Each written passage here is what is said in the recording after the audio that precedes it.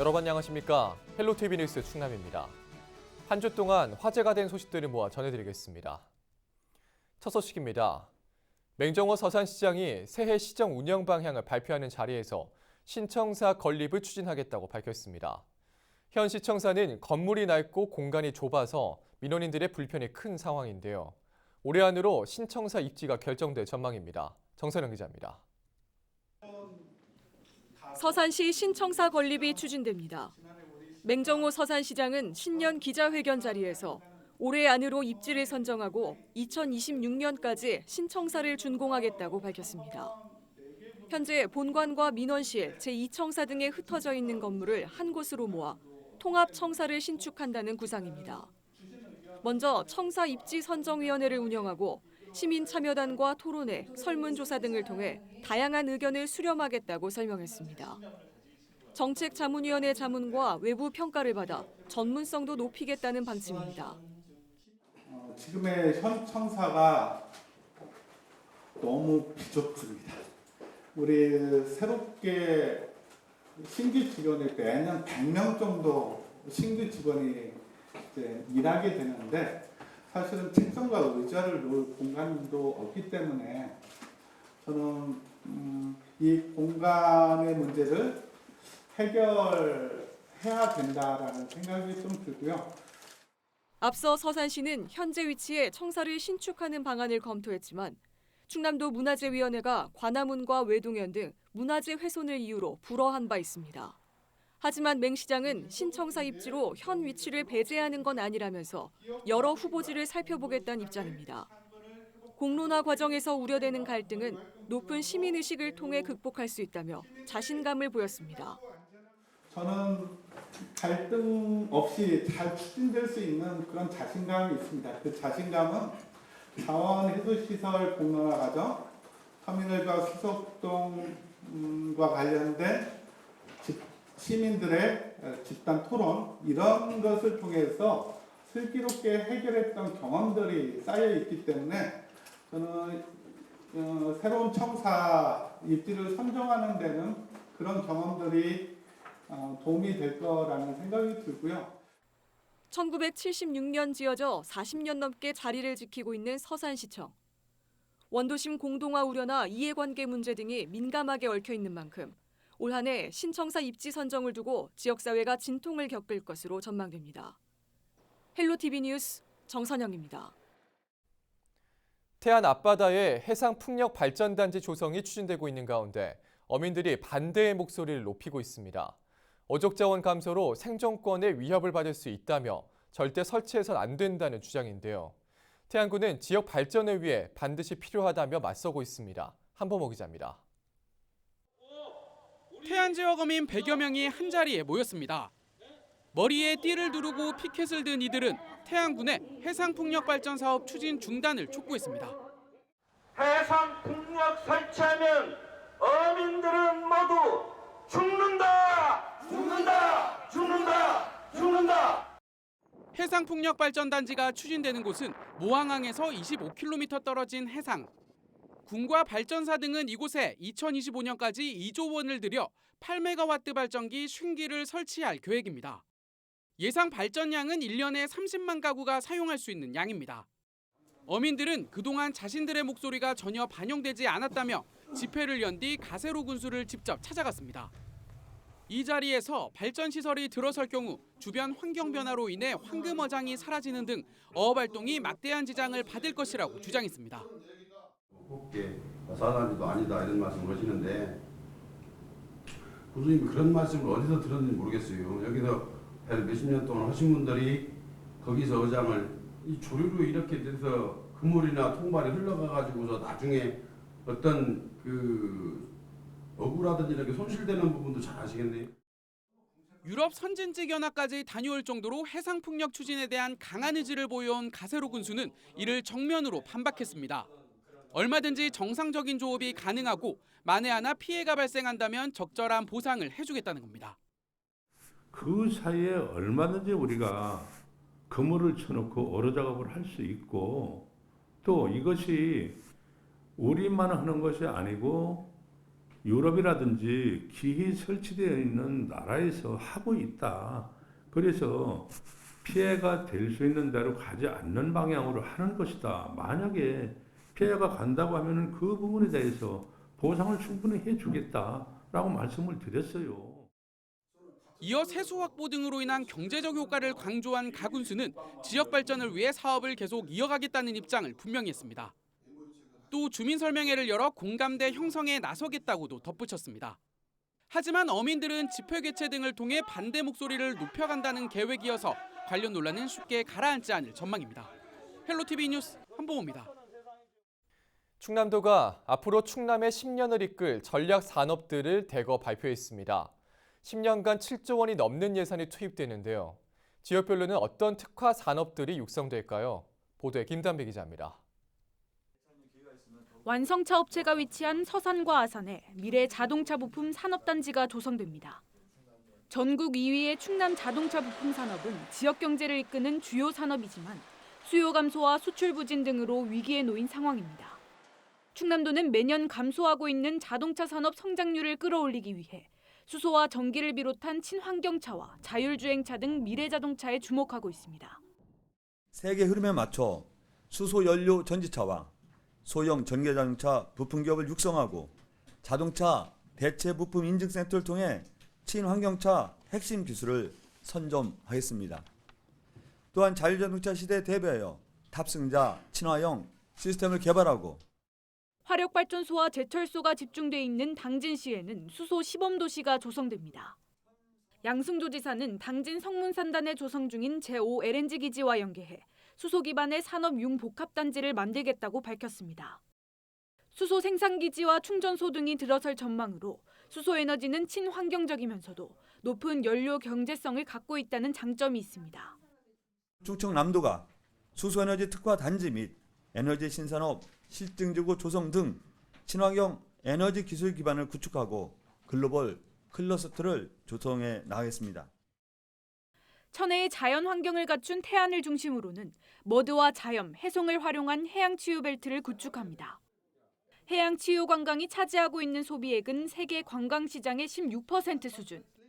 양지사는 풍부한 해양자원에 중국과 지리적으로 인접하다는 이점까지 더하면 서해안이 해양생태관광의 거점 도시가 될 것으로 내다봤습니다. 작년 10월 대통령님과 함께 태안에 해양치유 시범센터를 건립하고 해양치유 산업을 육성하겠다는 강력한 의지와 비전을 천명했습니다. 지역 특성에 맞는 해양 레저와 생태 관광 산업을 육성하여 지역 경제 활성화를 견인해 나가겠습니다. 충남의 10년을 이끌 전략 산업에 투입되는 예산만 7조 8천억 원. 충남도는 분야별 추진단을 구성하고 매달 한 번씩 정기 보고회를 통해 추진 상황을 점검해 나갈 방침입니다. 헬로티비 뉴스 김담입니다. 홍성군이 새해를 맞아 주민과의 대화에 나서고 있습니다. 지난 8일 홍성읍에선 마을 활성화 방안 마련과 농어촌 버스 배차 확대 등을 요구하는 목소리가 나왔는데요. 그 현장을 한보모 기자가 다녀왔습니다. 김석환 홍성군수를 비롯한 군의원과 도의원, 군청 직원들이 한자리에 모였습니다.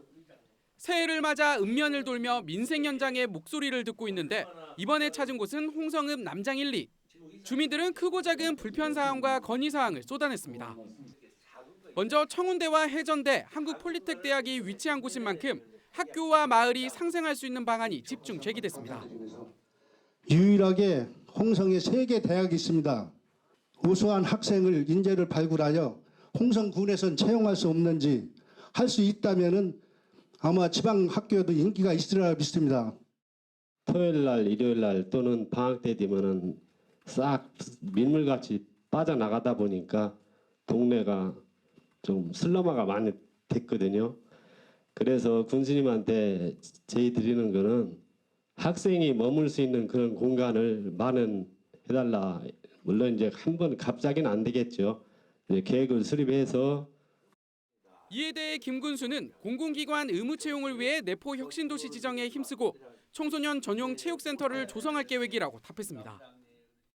청소년 체육센터를 만들어서 거기 오는 애들이 자기들이 건강을 위해서 운동을 하고 2, 3층은 동아리방을 만들어서 자기들끼리 누구 타치 안 받고 하고 싶은 일들을 자기들끼리 해결하는 이런 건전한 방으로 좀 만들어 주려고 그래요.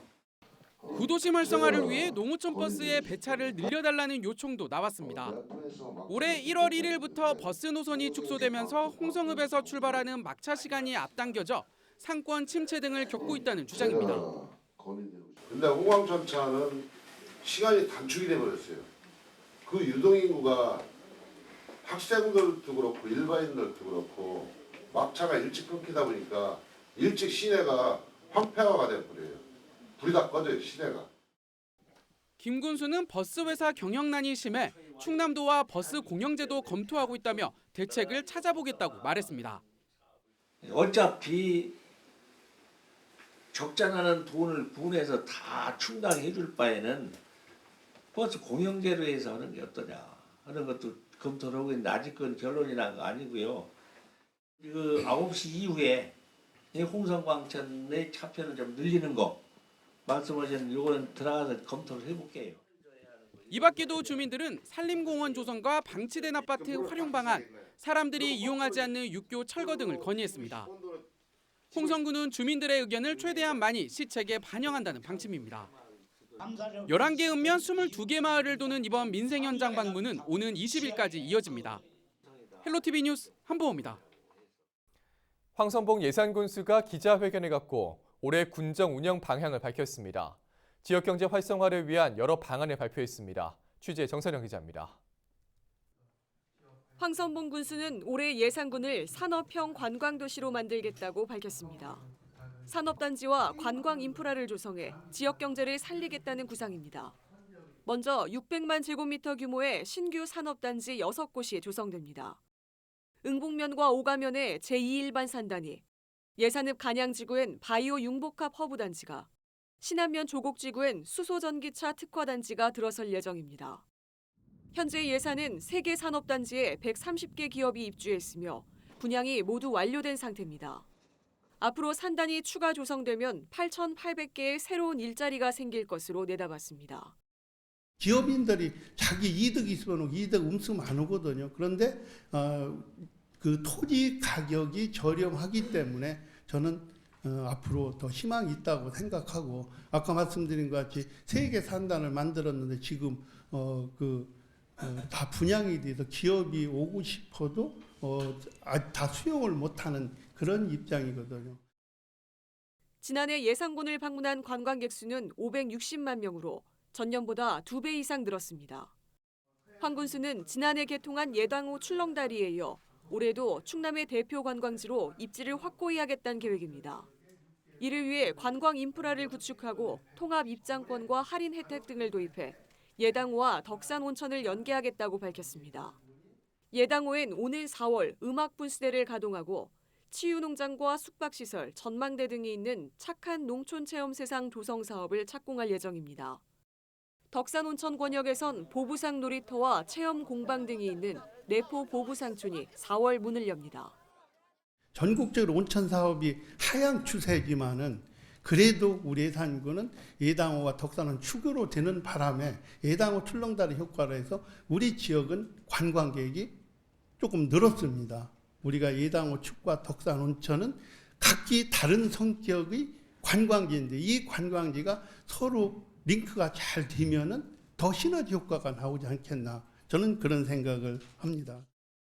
서해선 복선전철 삽교 역사의 경우 국토교통부로부터 경제성과 수익성 면에서 타당하다는 결과를 받은 만큼 역사를 신설하는 데 문제가 없을 거라고 전망했습니다. 다만 필요한 비용 271억 원을 전액 국비로 지원할지 여부에 대해 현재 기획재정부에서 최종 검토 중이라고 덧붙였습니다. 헬로티비 뉴스 정선영입니다.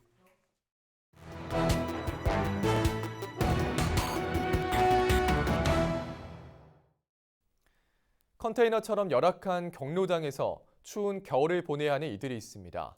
바로 당진 지역 미등록 경로당 어르신들인데요. 난방비는 물론 운영비를 지원받지 못해 주민들이 불편을 호소하고 있습니다. 김단배 기자입니다. 당진시 합덕읍에 위치한 한 컨테이너. 벽 곳곳에 구멍이 뚫려 있고 구멍 사이로는 빗물이 새고 있습니다. 언뜻 보면 창고 같지만 이곳은 하운리 3, 4반 주민 20여 명이 20여 년째 이용하고 있는 임시 경로당입니다. 1km 떨어진 곳에 시에 등록된 경로당이 있지만 거동이 불편한 노인들이 많다 보니 주민들이 돈을 모아 조성한 이곳을 주로 사용하고 있는 겁니다. 하지만 미등록 경로당이다 보니 난방비 등 전기요금은 인근 경로당의 지원금을 나눠 충당하고 있고 모자란 부분은 마을 예산 등으로 겨우 메우고 있습니다. 70대가 다 넘어요. 근데 이제 거리가 멀다 보니까 저쪽으로 이제 못 가잖아요. 그럼 대동회 쪽에는 이장 차나 우리 저기 노인회장 차나 대동 주민들 차를 이 양반을 모시고 가요. 노인 양반들을. 그러다 보니까 이제 여기 없을 수가 없어서. 신평면의 한 아파트에 위치한 경로당도 사정은 비슷합니다. 경로당을 이용하는 어르신들이 한 달에 10,000원씩 십시일반 돈을 모아 운영비를 마련하고 있습니다. 주민들은 아파트에 거주하는 사람이 대부분 노인인데 세대수가 적다는 이유로 경로당으로 등록되지 못했다며 불편을 토로합니다. 60명 되는데 우리 아파트 세대가 95세 내라 해당이 안 된다고 해서 이게 가끔씩 그냥 몇만 원 선은 보태고 총회 그런 거 하려면 그냥 몇만 원 선이는 다과야 같은 거는 하지만 또 저도 한계가 있지 뭐 그렇게 저기 벌이도 없는 사람이 그렇게 많이 할 수도 없고 그렇게 지금 뭐 다 고물만 주소다 뭐 청소기 같은 것도 사지부도고 다 고물만 주소다시피 이렇게 사용하고 있어요. 경로당으로 지정된 곳은 연간 최대 200만 원의 운영비와 180만 원의 냉난방비를 지원받습니다. 쌀을 비롯한 물품도 지원되지만 미등록 경로당은 예외입니다. 민원25 취재진이 당진시에 대책을 물었습니다. 담당자는 관련법에 따르면 20제곱미터 이상 면적의 거실과 화장실을 갖추고 이용 인원이 10명을 넘어야만 경로당으로 인정한다고 전했습니다. 또 당진 지역 내 미등록 경로당의 경우 무허가 건물을 포함해 이유가 있을 것으로 보인다며 현장 조사를 거쳐 등록이 가능한 경로당인지 아닌지 여부를 판단하겠다고 밝혔습니다. 미등록 경로당이라고 할지라도 청양 지역에서는 100여만 원의 난방비와 에어컨 등의 물품을 지급하고 있는 상황. 추운 경로당에서 겨울을 보내고 있는 주민들을 위한 대책 마련이 필요해 보입니다. 민원25 김단비입니다.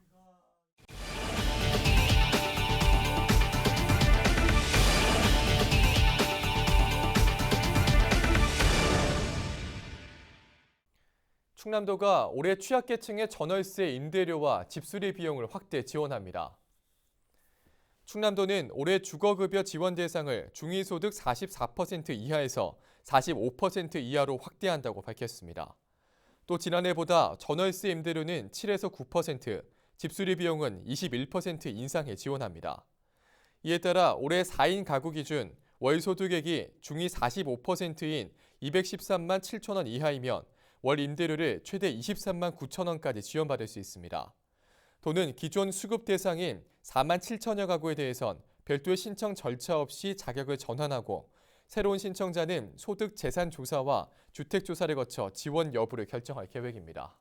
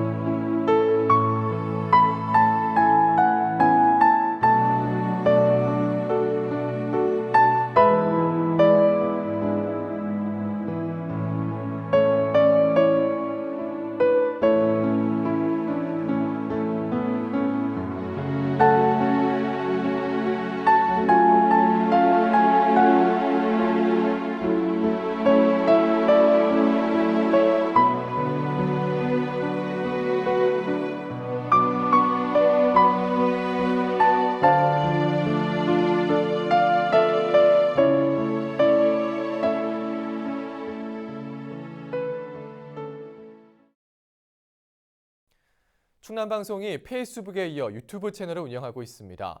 유튜브에서 충남방송을 검색하시고 구독 버튼을 눌러주시면 우리 지역의 이슈와 다양한 생활 정보들을 모바일로 빠르고 간편하게 만나볼 수 있습니다. 이상으로 주말 뉴스 마칩니다. 시청해주신 여러분 고맙습니다.